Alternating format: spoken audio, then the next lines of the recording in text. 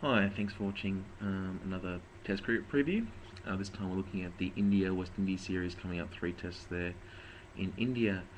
This is a return series, you might remember, from a few months ago when India had a sort of whistle-stop tour in the West Indies before their England sojourn. That was a 1-0 result to India. There was a bit of rain about, few draws. Quite a lot of Indian players missed that match, or that series. Tendulkar missed that series. Sehwag, Gambhir, Zahir Khan missed that series as well. So India comes back. Now, those injury issues are still there in some form. We don't have squads yet, unfortunately, for this series, so I can't tell you exactly who's going to be in and out. I assume Sehwag in particular might be in some trouble, having had a poor England series and not having played cricket for a while. But he may well start, but I wouldn't think he'd be a massive factor. So he can too, having missed pretty much all the England series besides a few overs in the first test, also must be in some sort of doubt. So Indian injuries will be part of the mix here. Obviously, they had a really rough series against England. England are not the same as the West Indies, obviously, and I do expect guys like Tendulkar to play, being back in India, obviously. Have had a relatively poor series against England, though he's still averaging 48 this year. And I also expect one person I think we will be missing, or not missing, but not be in the team, is Harbhajan Singh. I think India has probably realised that the Harbhajan Singh thing is sort of done. It's just not working. He was terrible in England. He hasn't bowled well for quite some time. His test average now is like sort of pushing the 35 area, and it's been a long time since he's really bowled well for any extended period of time. So I think we're going to see some Amit Mishra. We may see someone like Oha play as well, or maybe someone new entirely. If it is Mishra, there's not exactly a lot to get excited about from a test perspective. Anyway, he's played 13 tests now, and in those 13 tests, he's averaging 43.3. He's taking 3.3 wickets a match. It's obviously not good. It is a new career for Mishra. The problem might be that it sort of seems to be getting worse. In the last 3 years, he's taken 23 wickets at 2.9 a match, at 55.17. It's obviously very, very poor. And he bowled behind, that in years where Zahir Khan's had some real success. So it's surprising that he would sort of fall off the rail so poorly. His econ rate is 4.01 this year, so he's doing nothing well. I mean, he can't even hold up an end. I know he's a wrist spinner, but that's a concern as well. So hard to expect a lot from Mishra in general conditions. Though this is not a good West Indian card, and we'll talk about that in a moment. The Indian batting card, obviously still good. Yes, England took them apart a little bit. They only reached 300 in the very last game, and that was only just to get 300 exactly. He didn't pass 300 once in the series, which is amazing, really. But you would expect in their own conditions to be a different team, and particularly against the West Indies to be a different team, obviously. Tendulkar's the only player that really has a very good record against the West Indies in India. He averages 70.8 against them. He scored 708 runs. All the other three big stars.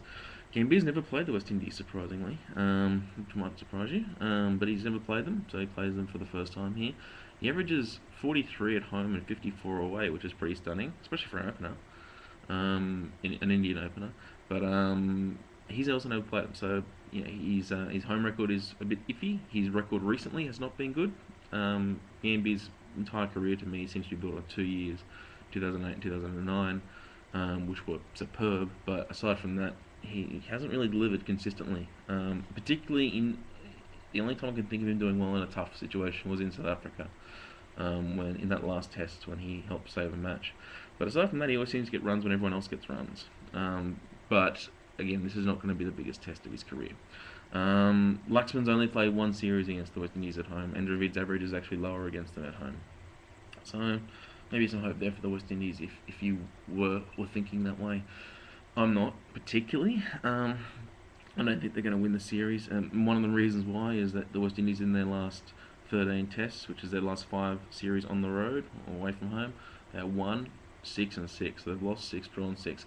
That draw, that 6 draws is actually quite encouraging. Then they have only lost 6 of the last 13, which is not good, and obviously only won 1.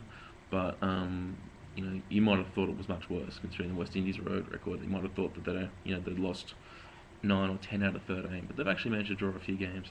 Um, and I think they are improving more generally. They had a pretty good home series with Pakistan and India. Um, 1 and 2 over the course of 6 tests is not that bad at all, or 5 tests. Um, but they haven't won in their last 12 road games, and that goes back to Boxing Day 2007. So that's, we're talking 4 years now. The West Indies are an interesting team. About 4 or 5 years ago, they used to be, quite a respectable batting side, with Sawan and Shandapur and Gale and Lara, I suppose, at the time. Um, Maybe they weren't deep and maybe they were collapse prone, but you knew that they could put on 500, and they did that fairly regularly, or semi-regularly. That's completely opposite now.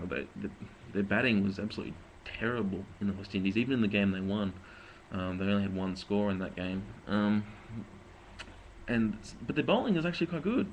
The bowling was just so bad. We used to see guys like Dwayne Bravo would be bowling like 20 overs plus an innings. We would see Powell with his 45 plus average. Mervyn Dillon, these kind of guys. And it was all basically terrible.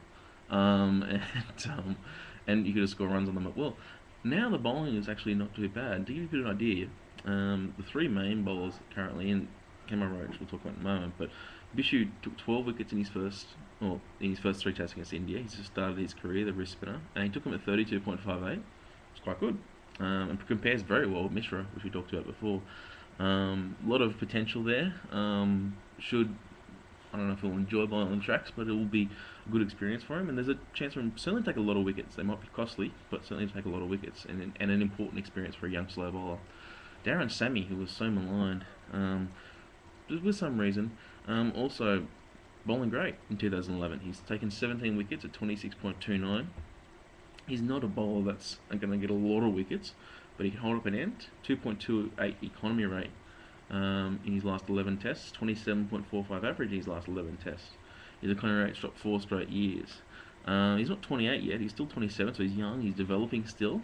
He's smart, canny bowler, and that economy rate is valuable, and it's something that this West Indian attack, who's been bowling well and playing well, should translate quite well to India. It's based on seam movement. They've got a good wrist spinner, it seems.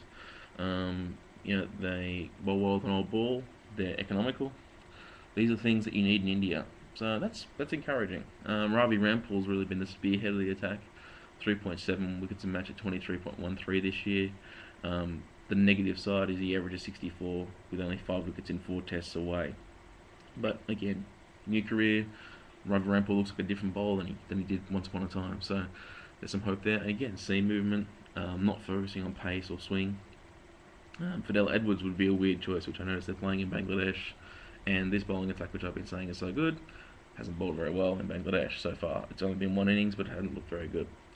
The West Indian batting, I mentioned before, batting terribly, basically. They're averaging 220 completed innings this year. They've passed 300 just once in 10 attempts. Their batting average is 22.52 this year.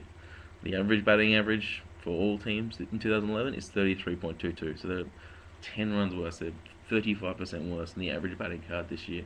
And they haven't been playing amazing bowling teams. Syed Ajmal took them apart, in which Mishra or other slow bowlers, and I suspect India should go to other slow bowlers, probably considering Mishra's record, probably will have a field day if Syed Ajmal could. Sawan and Shandapur completely fallen apart. Sawan's averaging 10.37 in 8 innings this year, 10.37 with 2 ducks in 8 innings. He won't be playing, it seems. He's not playing in Bangladesh. Between him and Shandapur, they have one score over 50 in 16 innings this year, which is the root of the problem. Playing Lendl Simmons and Craig Braithwaite and all these young guys, which is understandable, but they've batted poorly. You can't take a bad batting card and win in India, especially against a batting card of the strength of the Indians, and I don't anticipate that to change here. 3 tests, it's hard to see them getting draws because they won't be able to bat enough to really make the runs necessary to pull off a draw. So I think India will probably win. I'd probably win 3-0, to be honest. I think the bowling is really improving, but to expect them to take 20 wickets, you'll notice that there's not a huge wickets per match of any of those guys that I mentioned. I think is probably a bridge too far. West Indies to continue to develop, maybe stay competitive for the first 3 days or so, but ultimately I think India will win this series 3-0. Next week or so, we'll be looking at the South Africa-Australia series, so do tune in for that. And thank you very much for popping in and having a look at this preview. Thanks, guys.